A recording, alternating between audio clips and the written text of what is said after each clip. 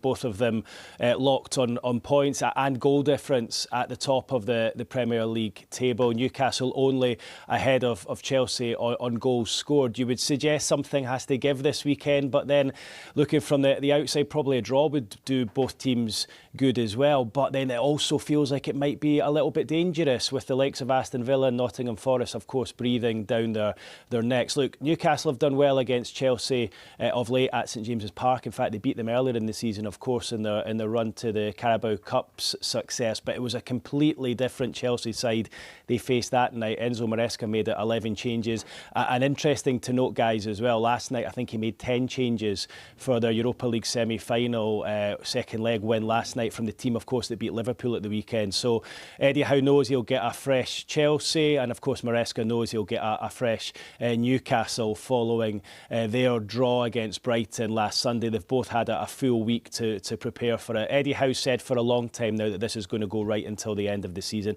I think we can all see that, but this game has just got so much surrounding it, and I think you speak to anyone involved with Newcastle, this is their biggest game of the season. In fact, I bumped into one of the players just a couple of days ago and I said, look, if you beat Chelsea and you beat Everton at home, you should do it. He replied to me, we beat Chelsea at home on Sunday and we do it. So great to hear Eddie Howe's thoughts ahead of that match on Sunday against Chelsea. You can hear from him first on Sky Sports News round about 9:30 this morning. Chelsea gave us one of our toughest games of the season at Stamford Bridge earlier this season. I thought they were excellent, and I think they've started to recapture that form in their recent games. I think Enzo's a very, very good manager. He's very clever with what he does, with the style of play that they possess, and I think they've got really good attacking players that can hurt us if we're not right. So we need to get our preparation right. It's a big one. It's a huge one. United will be a big one.